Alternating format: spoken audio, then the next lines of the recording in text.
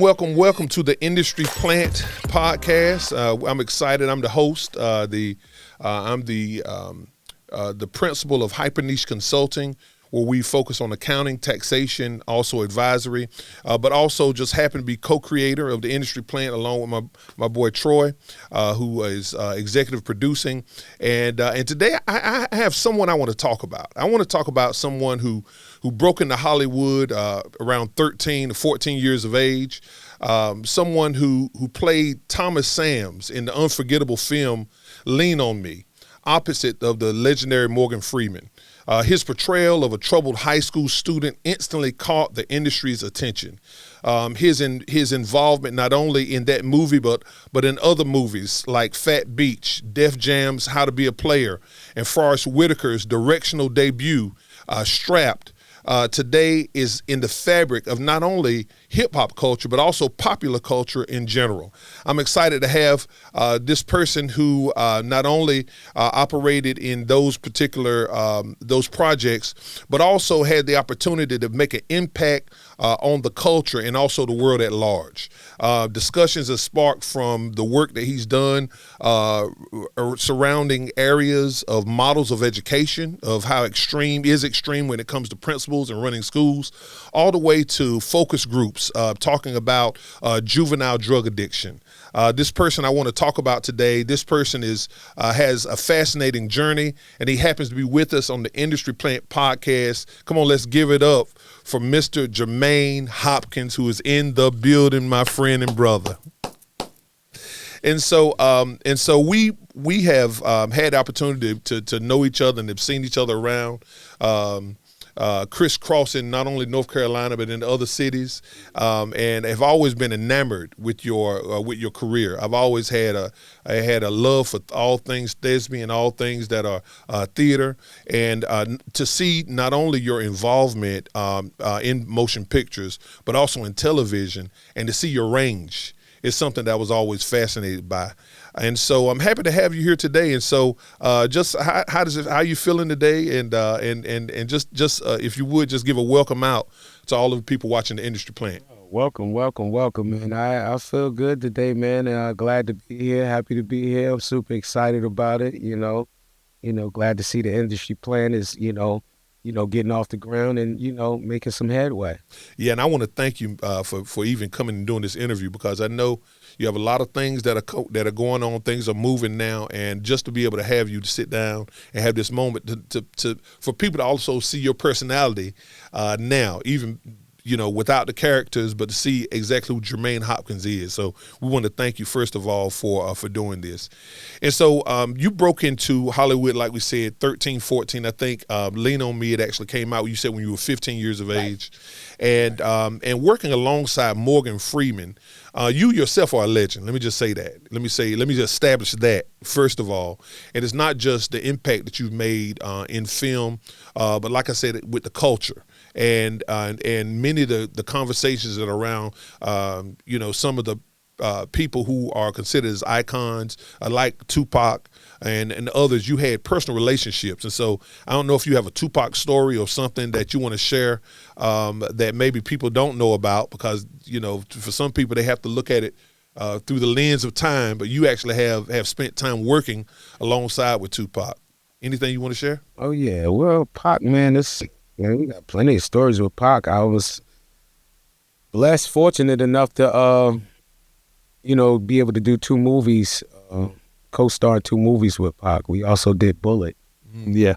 So I got stories from the set of Bullet with Tupac and Mickey Rourke, and stories from the set of Juice with, Omar and Khalil. Go with Juice, man. We were all like brothers. That what you seen on film was a natural click. And the way they orchestrated it and auditioned was unorthodox as far as auditions go, because normally when you audition, you're in it by yourself with the people that, writers, the director, the casting director and such, not other actors. So they were switching us around and see who, would play this role better, who would play that role better. And then they got to the point to where they took us all out, the different group of guys.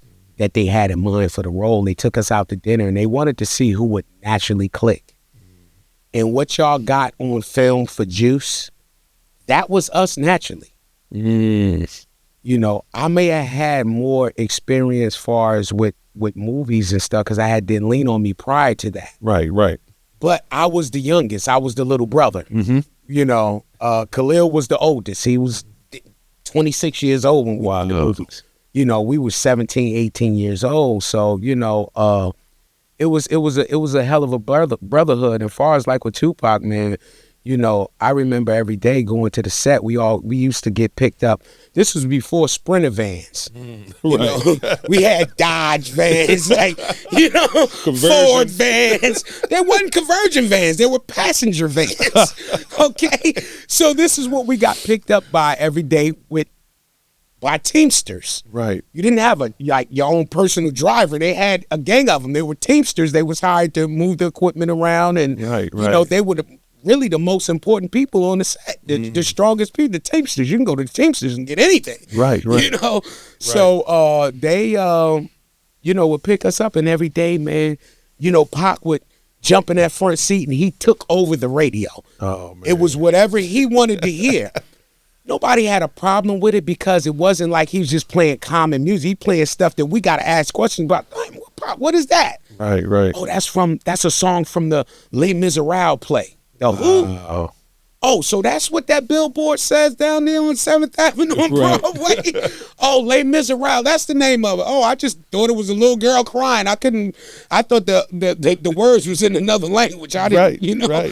So, you know, then he had, he would listen to the REM. That's me in the corner. Yeah. That's me in the spotlight, losing my religion. Yeah. What? I heard that song, and it's like when it come on, I'm like, that's that other people's stuff. I ain't, you know what I mean? We young, we from North, you know. And then you listen to the lyrics. I'm like, wow, okay, I can see how he can relate to this. Right. So it wasn't so much of being caught up into, oh man, this ain't familiar and hating against it. It was more like it ain't familiar. Okay, well, what is Pac into? Right. Let's see what Pac is listening to. So he's been an interest from day one. Wow. Yeah. Man, it's amazing, man. Just to have that kind of, just to know, okay, he was the DJ. You know, he was the one that had the radio going. Yeah. And also his depth, because a lot of people don't know that he did have that exposure to classical. Yes. And a lot of people they have familiarized, or they know him at, you know, just in hip hop culture, but just knowing that he had that depth. And you guys, and it goes back to even the conversation we were having before we started recording, you know, when you come up, when your career was forged before social media. Oh yeah. So when your career, you know, jumped off, you know, before there was anybody to like it or love it or share it, you know, and so that's a different time. Talk to me a little bit about that, about how it was just, and also becoming famous. Yeah. That's what I would love to know. How does it feel becoming famous without social media? Actually, to me, it's an honor because, see, now, you know, you become famous off a certain amount of likes. Right. You know, the era I'm from, you had your fame came from ticket sales. People that could just push a button and then just blow you up. Oh no, they had to go fully commit themselves with time, sit in that theater, pay to sit in that theater, watch that movie, and then, you know, respond to it for others to go and see it. Right. You know, see, we come from an era where it wasn't about, you know, a bad post about your project. Mm-hmm. It was a word of mouth. That's it. That movie ain't scary. No, don't even waste your time going to see it. Nobody wouldn't go see it. Right. That was it. You know, that was it. That's all it took. But right now, you know, I had somebody mention on one of my posts, man, Instagram, they sure need to, I don't know what's wrong with them. You should have your blue check.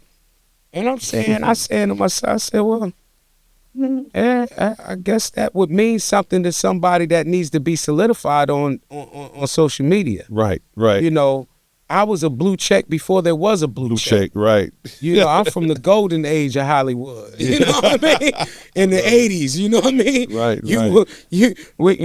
kids my age wasn't doing movies and stuff like that. You know, you had a few, let me say not as many was doing movies and stuff, TVs, because we had the, you know, Gary Coleman's and, you know, Webster's and stuff like that of the world, but it was rare. And they wasn't a reflection of the concrete. Right. They wasn't a reflection of the hood. Yeah, yeah. You know, so at the end of the day, when my career came along, it's like, man, you know, I got an opportunity coming from a place to where those opportunities wasn't even supposed to be there for me. Right, yeah. So I like how you worded it when you say, you know, I broke into Hollywood, because that's actually what I did. Yeah. You know, I broke in, you know, through an open call audition in New York. And had no clue I was going to audition for a movie. Hell, I'm thinking I'm going for a play or something. Yeah, Some girls or whatever. It's a free ride to New York. Let's go. right. I don't care what they do. What I need to do? Okay, cool, ma, let's go. Till I seen that line. I seen that line going around the corner a couple of times. I say, oh, we got to go stand in that line? Nah, ma, I'm good, man. We going back. Wow. And she tell me more about the story. Yeah, tell me more about the story. She said, well, you know, your stepfather brought you over here, you know, and, you know, you need to show some appreciation. Right. And he done paid all kind of tolls and got you some hot dogs and some papaya drink and all of that. You sat back there, you know, ate like a little hog. Now you don't want to stand in the line for an opportunity that might change your life. Wow, yeah. And that's what it was. But I guess that was the man upstairs speaking through my mother. That's it. Because she was able to see the vision where I didn't see nowhere near. Ma, this ain't no movie. All these people out here, man, this has got to be for a play or something. Right. This a Broadway theater, ma. This ain't where they film movies at. They do plays and stuff here. Right. You know, kid thinking he knows something. There you go. And you mentioned your mom, and I had a good opportunity to meet her a few times, and I definitely know you got your charisma from her. She's probably one of the most charismatic, energetic people that I've been able to be around, and I would just could see you, all in her going forward. And you just recently lost her, you know, and I lost my mom probably about 10, 11 years ago, and I know it can change you as a person when you lose your mother. So what you kind of shared a little bit of her influence with her, you know, encouraging you to go on, you know, or pretty much demanding, no, we've been, you know, I made a sacrifice for you. Right, exactly. You're not going back. But not only how would you take, you know, and I don't want to talk, pardon me, I don't want to talk too much about the future right now, but after the break we'll talk about it. But how much will you take of her futuristically on projects that you have that you have in mind? How will you take her influence from that?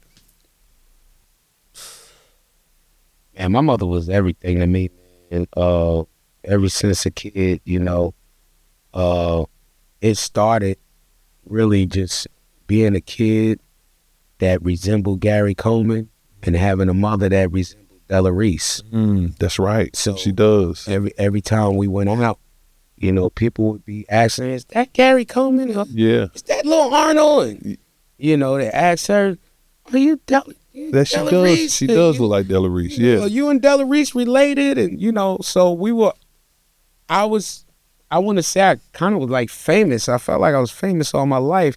And, you know, with my mother, man, it was, you know, always, you know, keep yourself nice, decent, respect women, you know, and stay humble. Right. You know, don't let none of this go to your head, because it could be taken away from you too. Yeah. And those type of things, it just stuck with me, and I carry that on with everything that I do. I don't take any of it for granted. I don't play the big me, little you. You know, I have people sometimes tell me, man, you look too down to earth for who you are. And I never heard that. All I could do is be me. Yeah. You know, that's it. You know, that's something I don't have to practice. I don't have to worry about forgetting. You know, I don't lose myself. And that was one thing that my mother always instilled in me is, you know, always know who you are. That's it. Know your purpose. That's it. Don't worry about what everybody else do. And when somebody throw their candy in the sand, you leave it there. There you go. Don't go picking it up trying to clean it off, because all you're going to do is mess your teeth up. There you go. You know, so, you know, just with, you know, her, you know, always like, even in elementary school, man, we went to Catholic school at first, but you know, me feeling like, this is corny. I want to go across the street to Sussex Avenue to the public school where everybody else is going. And end up going there. But see, my mother didn't take me shopping like downtown, like where everybody else went and whatever the case may be, because we wasn't dependent on public transportation. Right. You know, although we was right there in the hood, my mother had a job. You know what I mean? My father had a job. So they had cars. He had a car, and he actually had a van. You know, for all of us, whenever we, you know, went somewhere, and she had a car, you know, going back and forth, nursing, personal nurse, private nurse, I mean, and, you know, different, you know, people that she worked for gave her cars. You know, first time I ever eat cow tongue.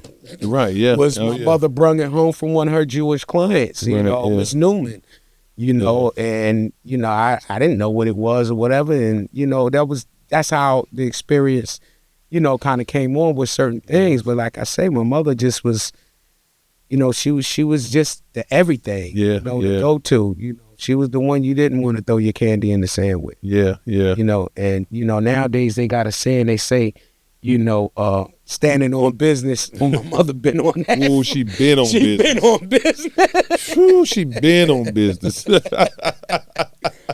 I love it. And I just heard so many kind of things about her just during the time of her celebration of life. And she was a phenomenal person. And I think about that a lot because, you know, a dangerous guy is when they lose their mama, because you never know what trajectory. Hey, it's almost like you never know how that thing is going to change. I've seen guys, they blew up their families, they blew up their careers, they went in a whole different direction, and it's a volatile time. And I tell people it's a volatile time when you lose mama, because now you're trying to reassociate yourself to something, because the cradle from which you came is gone. You know, and I tell people, when you're dealing with a person like that, you don't want to play them too close. You don't want to ruffle their feathers, you know. But I do know that, you know, that it gives a lot of motivation, knowing what she put in you, and what your exposure to her, how you take it in through life, and all of those lessons, how they become so much more valuable when she's gone. Yes. Yeah, so much more valuable when she's gone. Yeah, man. So definitely one of those losses that, you know, I can definitely relate to that, because my attitude has changed tremendously when it comes to losing things or feeling like I need to hold on to something. That's good. Yeah. I don't have that anymore, because it's like once you lose your mother, it's nothing else you can lose that can compare to that. No. So your fear of losing anything else. That's right. Everybody around you, people that's in your life and all of that, like you said, is different. It is. You know, because, hey, I lost mom, so losing you, exactly. I'll get over it. Right, exactly, man. So, yeah, but so, you know, I want to transition a little bit, because we talked a little bit about what you did in film, but you transitioned to television. Yes. And I know those are two different animals. And so you played, you know, the iconic characters like Dupree on the Wayans Brothers. Talk to me a little bit about your characters and how you relate, or what way would you get in character? Is it something that just came naturally? Did you have a routine? I'm just interested to know, how do you become someone else for a time and be believable and to pull it off the way you have? Well, I guess it's a natural thing. Once I have the inquired information, I inquire information on the character from the writer or whatever, and get with the director, which direction you're trying to see him go. And a lot of times this is after I done got the role and I'm working with the director on the set. Okay, now how, you know what I mean? Because once you show that I could play this character this way, or this way, okay, that's what we want. Right. You could play it good this way, but what if the other person that we cast for another role is not like the person you're reading with now? Will you be able to switch it up, or you just locked into this? So, you know, with me, it was it's more of just doing the research and just becoming that character. A lot of times it's characters that I'll try to familiarize myself with thinking of, okay, I know somebody like this. then I'll just start acting like that person that I know is like this, or what would they do in a situation like this. But it's been a blessing over the years because, you know, sometimes I, to be honest, like, I really don't know. Right. You know, how I'm able to pull it off and be so believable, you know, and I do know that it's just a God-given talent. Right, yeah, definitely. You know, it's a God-given talent. I never went and was trained for it. I couldn't tell you what an acting school or class or none of that stuff, you know, is like. And not saying that it's a bad thing. I'm just saying I didn't come up that way. You know, would I take an acting course or this? Of course. Right. Yeah, why not? You know, to see what I know natural, then I can compare it onto the book side. But you know, that was something my mother had in mind for me to do when we did Lean on Me. And the producer of the movie, Norman Twain, started a management company called Fairshot and put me under the management company along with Riff and Karen White.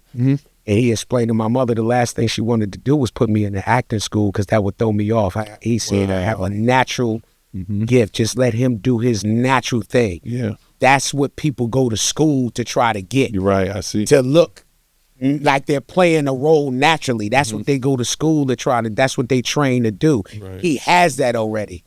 And having it at such of a young age, that's crazy. You put him in a training course, it may just throw it off. Right. It makes sense. It makes sense, especially you being astute, because I know you study. You want to know, okay, let me get all my information so then I can go and do my thing. So, yeah, that's pretty cool. And I know I was looking at some video podcast, and they were talking to somebody who was in television, and they just talked about the culture of television and how, you know, everything from the producers to even the people that you work with, it's just a different flow. It's a different mode altogether. Did you notice that different texture in the two during that time? Or between TV and movie? Between TV and music. Yeah. Yeah. It's a totally different method of acting. Television on a sitcom. What was my first TV show? It might have been with the Rogan Family with Ray Fox. I think that was it. That was my first TV show from movies because they were still editing and stuff with Juice. Yeah, with Red Fox. Okay, so what I learned on that set and working with Red, two different levels of acting. TV is more so, a sitcom is more so to make you laugh. Everything is about the joke. Right. You make a point here, make a point there, but it's all leading up how many jokes, how many laughs can we get off of this episode. Right. So it's not so much about how believable right. I see. The scene is, okay, well, we on the couch making out, and he's right behind the couch. He's lifting his head up and going back, and nobody knows he's there. You couldn't do that in a movie. Right, yeah. You know, in a movie, you're more so, the scrutiny is more so of how real. How much of this can I really believe? Right. The best movie is the movie that you really believe this happened. Right, yeah. This is actually happening right now. Oh, man, did you see that? Yeah. That's a good movie. Yeah, I love it. You know, a TV show. Man, did you see this fool? Right. So it's a different, the whole together different, you know, a strategy. Right, I see. But, you know, it's all acting, but, you know, it's just a different form, a different way of getting there. Because you have movies where, you know, you got a joke and this, that, and the other, but it's a different ride to get to that joke. Right, I see. Yeah. That's good, man. Very interesting. I wonder what that difference, what that feel is like. J-Hop Entertainment. This is the industry plant where we focus on businesses, and one of the thrusts is not only to give exposure to business owners and their businesses, but also to help just contribute to the economy. Because when people can see kind of behind what goes on, you know, in that industry, and to see that some people were not planted in the industry, some people broke in the industry, you know, and to know the stories behind the work, you know. But talk to me a little bit about J-Hop Entertainment. and what I know you had some projects going on. I think I was talking to you when you were shooting some things and doing some things also in the play arena. Can you just bring us up to speed with what you're doing now, just in those arenas? Well, yeah, J-Hop Entertainment is something I started years ago, just to have my own tag. Started with an email address. Okay. And it grew on to, getting registered and then, doing different independent projects. And one thing I learned about independent projects, when you come from a certain place in the industry, your independent projects definitely need to have some of those same mainstream resources, you know what I mean, and also finances. Once you've reached that level, and then you say, okay, well, I'm gonna go and I'm gonna do my own thing. Right. Because what happens is the expectations of you are already up here. Right.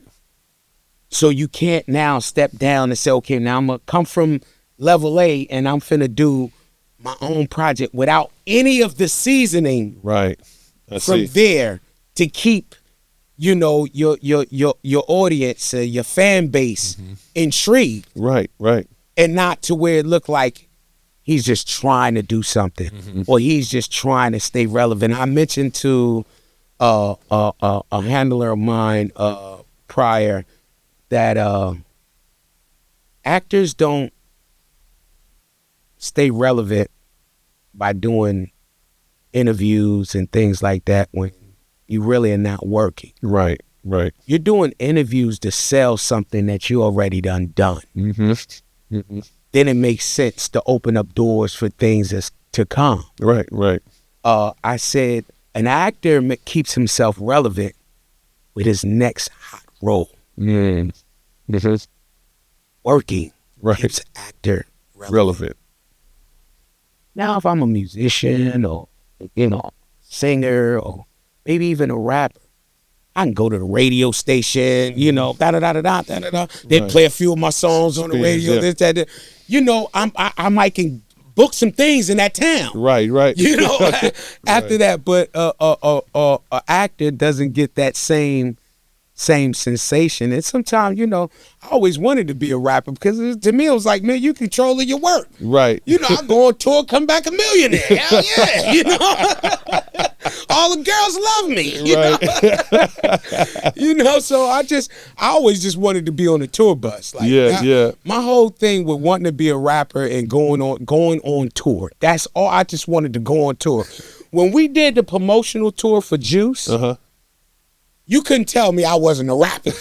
I treated that like this is the closest tour I'm going on.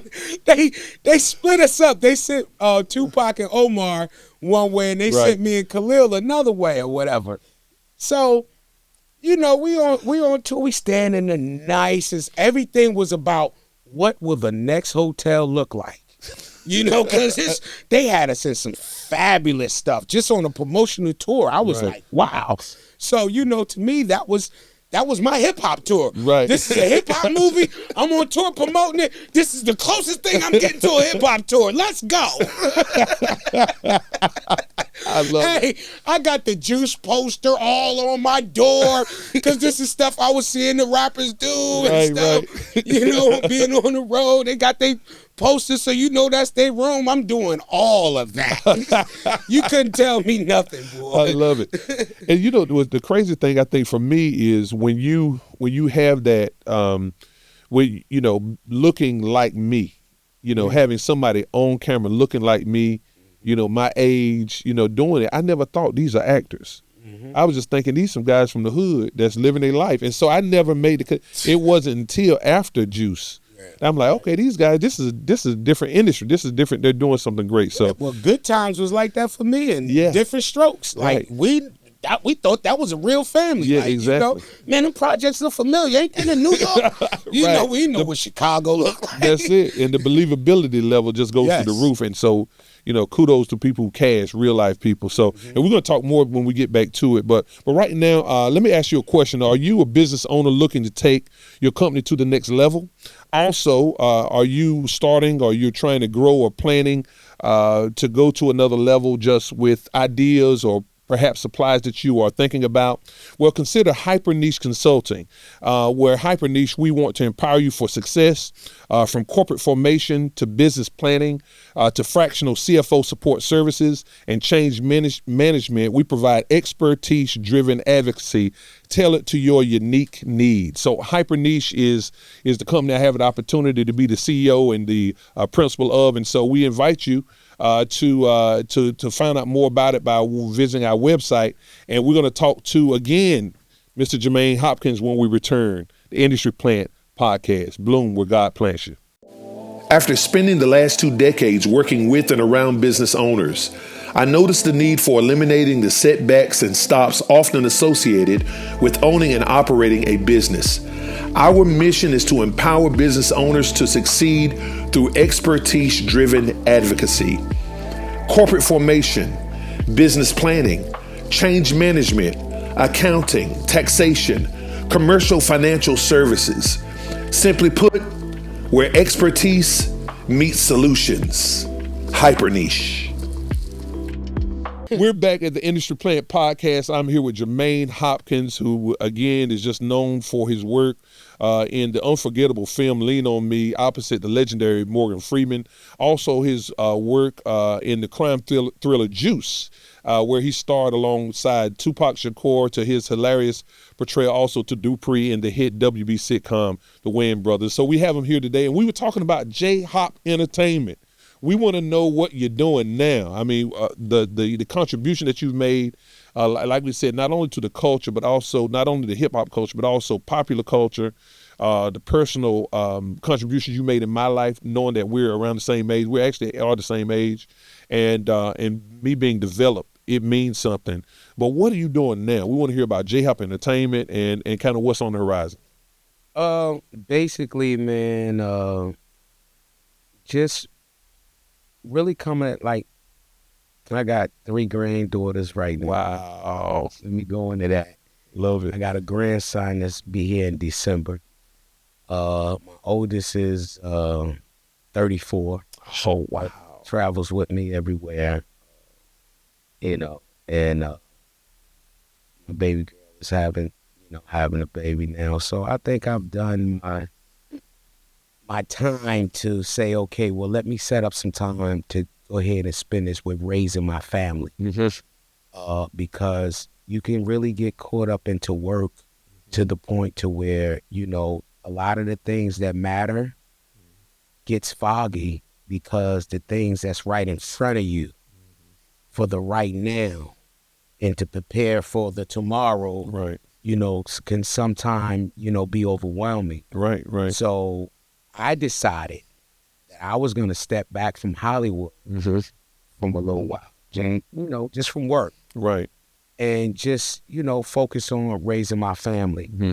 You have to realize I started acting in my first role 13, 14 years old. It came out when I was 15. And that's been my life ever since. Ever since, yeah. So I didn't want to lose touch with the reality of the things that wasn't being filmed. Right. Yeah. I had my son when I was 17 years old. Wow. He actually would be on the set of Juice and the whole 9 yards. Like, I was the only one, I think, with a kid at that time. I was the youngest, but I had a kid, Yeah.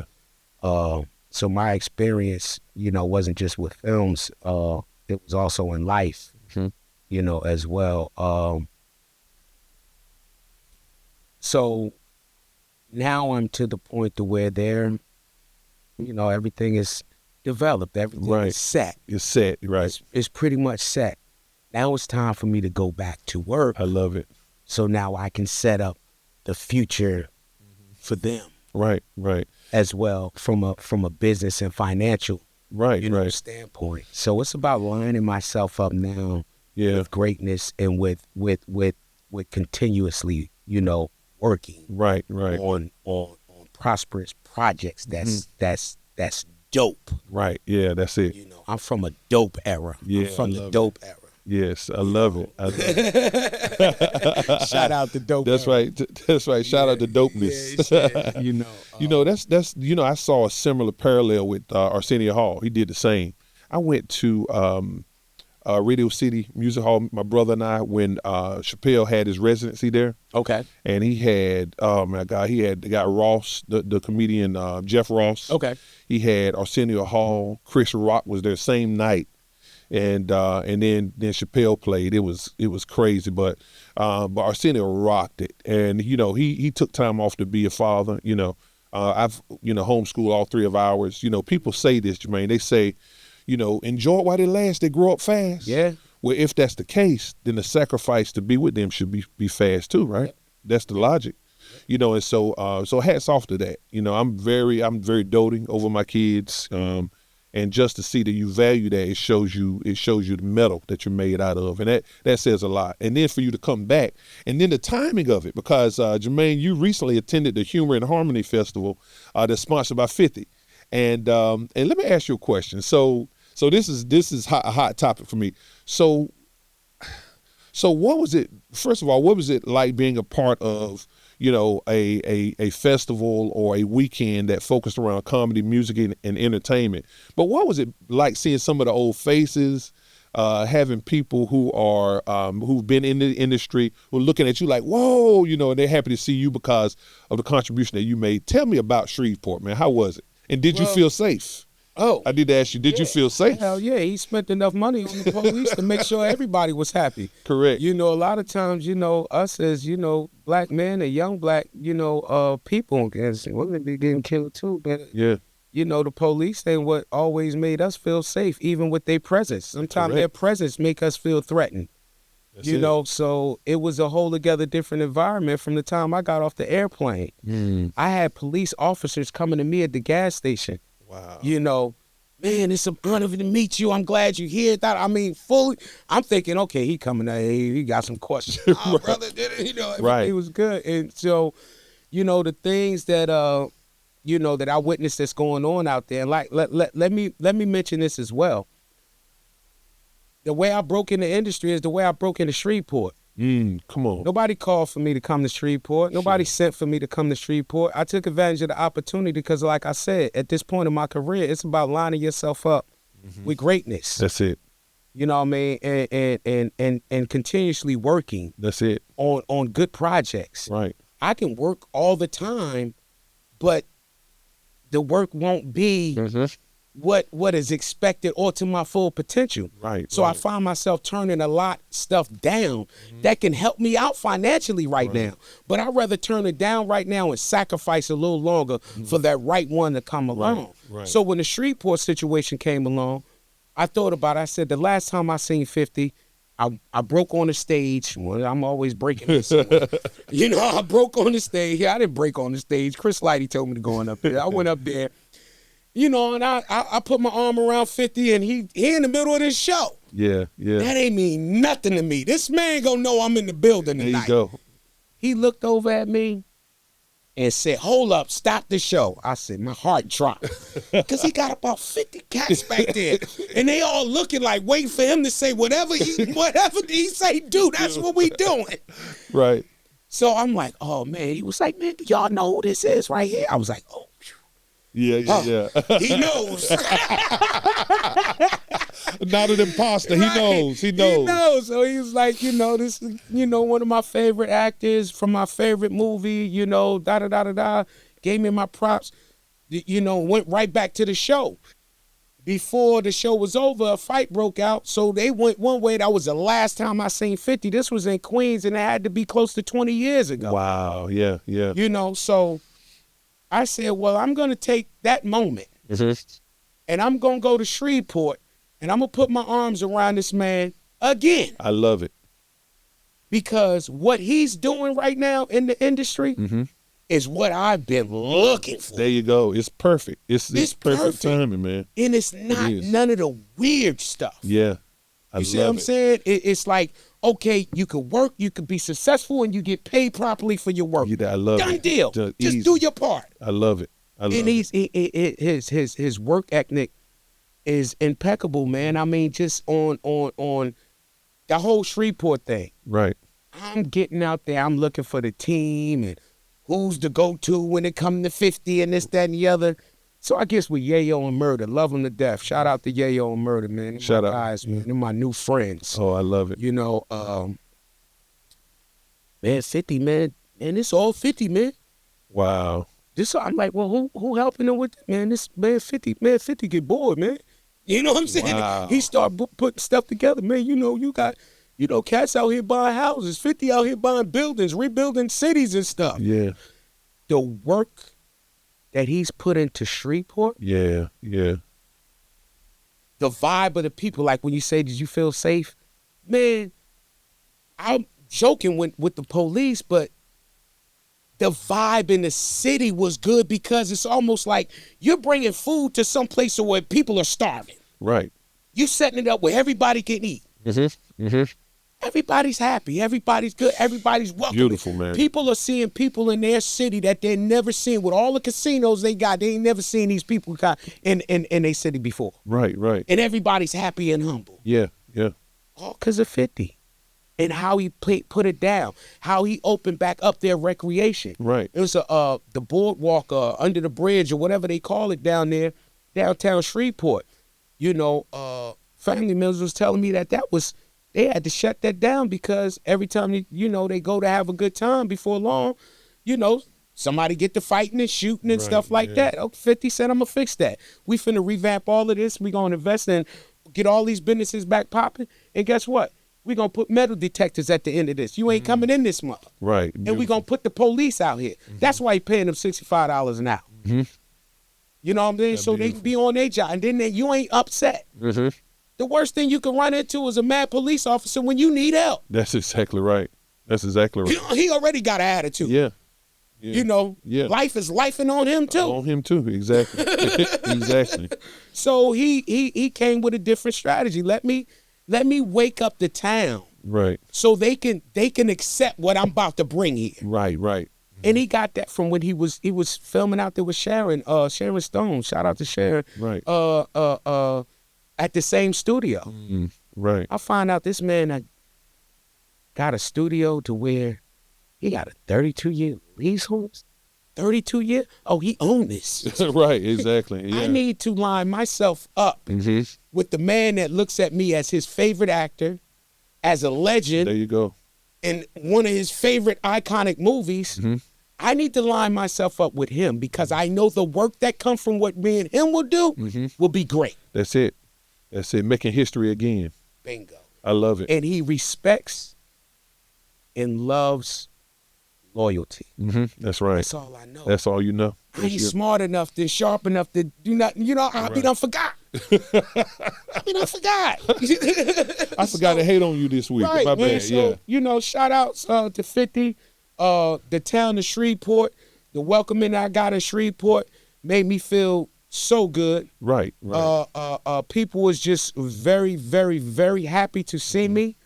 And, sometimes it's good to be out of sight, but it's even better to be out of sight but not out of mind. Out of mind. That's right. That's right. I got that. I got to see my good old longtime friend Lorenz Tate. Oh, I ain't seen him in years. Me and Lorenz seen each other, man. We almost bust out in tears because that was my co-star. I was the co-star on his show where he was the main character on the Royal Family with Red Fox. Right. He was the grandson. I was a friend. Yeah. They brought me in as a guest star. Right. Red Fox told them that they need to keep me on the show. Yeah. And that's how I got to stay on the show. Wow. Seeing Lorenz, spending that time with Yayo, man, like Yayo is a real brother, man. Yeah. And the good thing that I'm happy for with 50 is him having some good, solid, loyal brothers that's right up around him. Right up around him. Because these dudes, him and Uncle Murder, man, I can't say, nothing bad about them, man. When they seen me and my son there, we went up in VIP because I was going to fall back and just see all what was going on. My son like, nah, Pop, let's go up here, man. That's where all your peers and stuff at. That's right. We go up there and the first ones I see is Murder and Yayo. My son was like, Pop, They go, Yayo right there. I said, Yayo, I always wanted to meet you. He said, man, you a legend. I always wanted to meet you, man. I love it. You know, and Murder was the same way, nothing but love.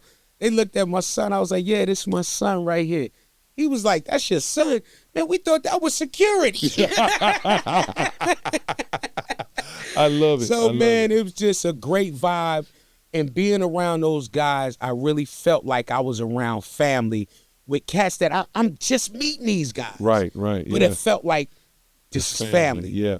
You know, something Yayo said, he was in an interview, he was on a podcast, and he was talking about Hurricane Chris, when Hurricane Chris was complaining about not putting people on locally, which is a whole nother story. But, you know, I remember Yayo saying, hey, you should have just pulled up. So when you said you just pulled up. That's what I did. And when you said you pulled up, right, the thing I love about that is because this goes to the heart and the soul of the Industry Plant podcast, because we have people who don't recognize their moment. Mm-hmm. And when it's time for them just to pull up. Mm-hmm. And we talked a little bit about frequency, because you said, I think when you went, you always wanted to align yourself with greatness, and getting in the alignment takes energy. It takes effort.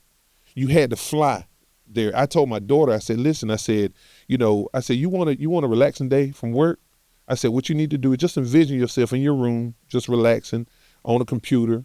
And now you just got to do everything you need to do here, your work, clean up, and then take the energy and effort to go up, change your vibration, to go and get in your room and see that vision manifest. Right. And I see the same thing with the energy you put in and say, hey, look, I'm just rolling up.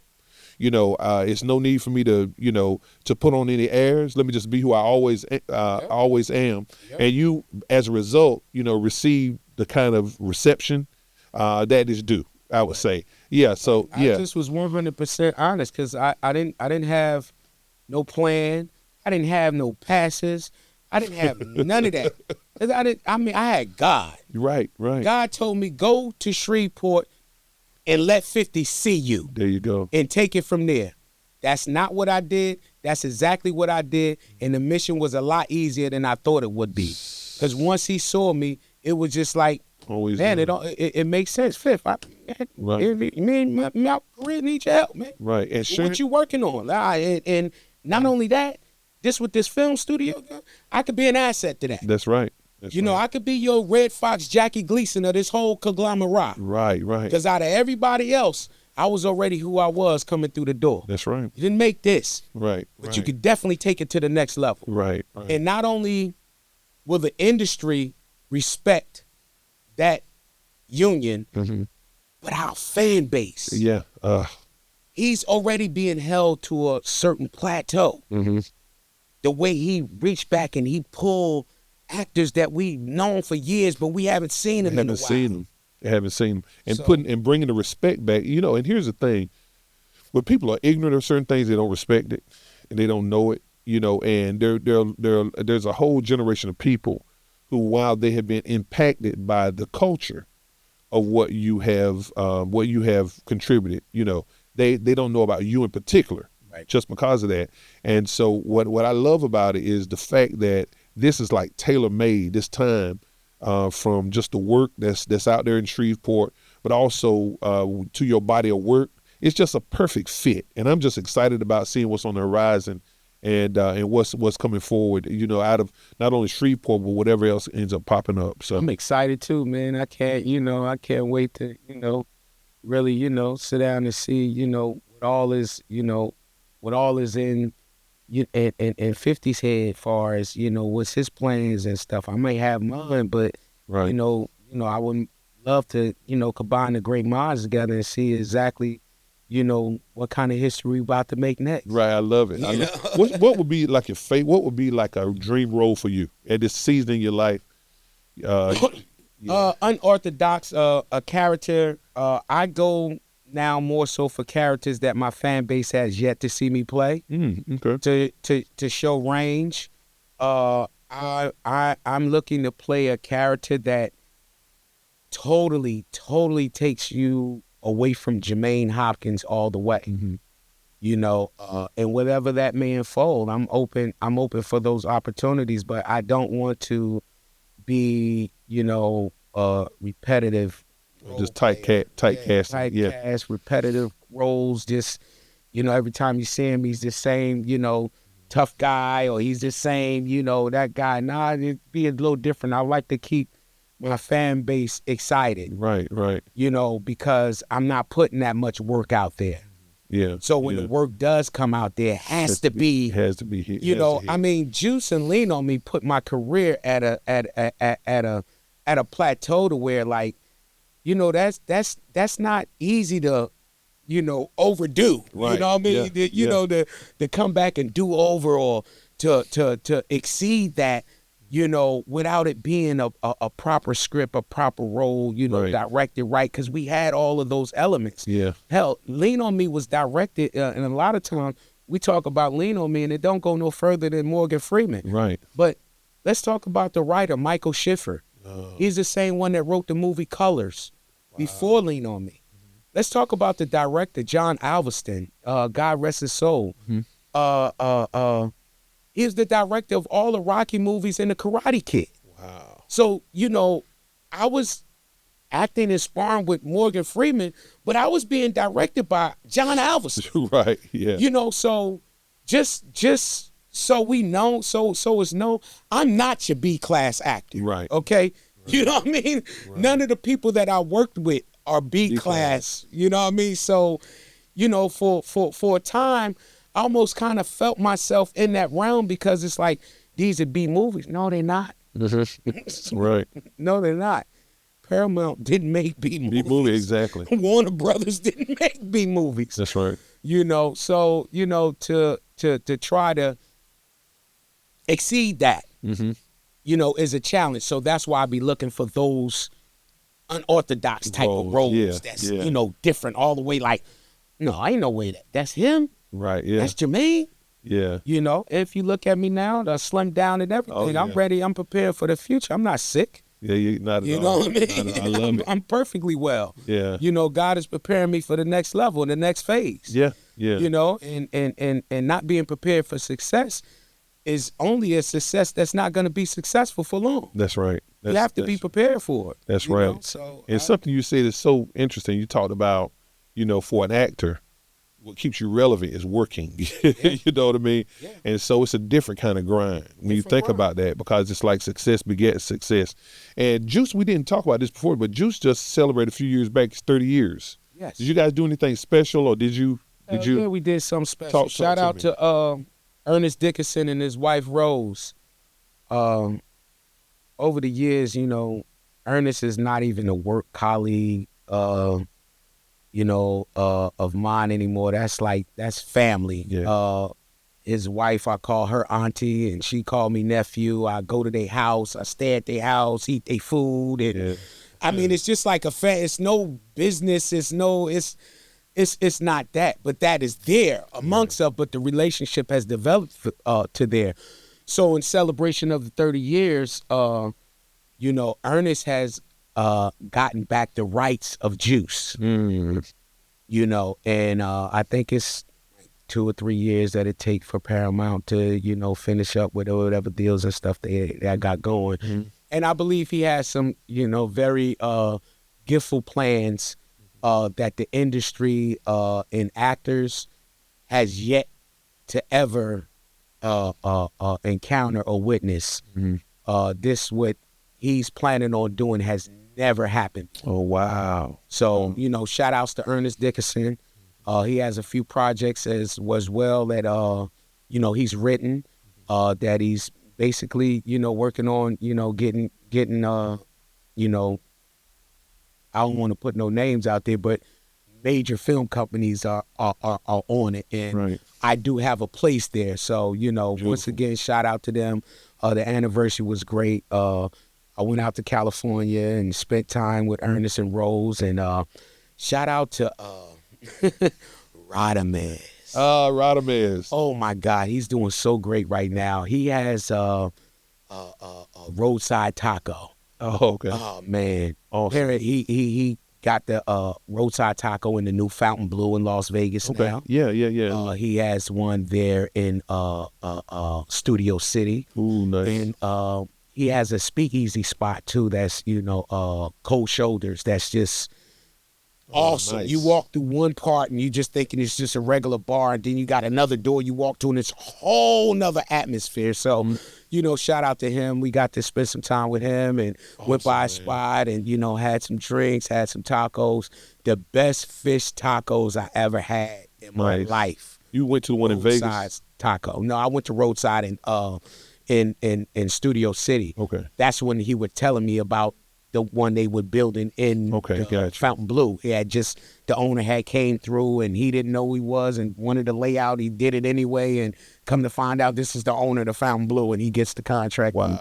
But he said he wanted that in his hotel. So, that's humbleness. Awesome. That's it, man. Humbleness, not being too big. There you go. And it got him a major opportunity. So shout out to Vincent, man. But yeah, man, we're really looking forward to what the future may bring, when it comes to, the Juice family. Yeah. Shout out to the Tupac Foundation, Omar, my brother Khalil.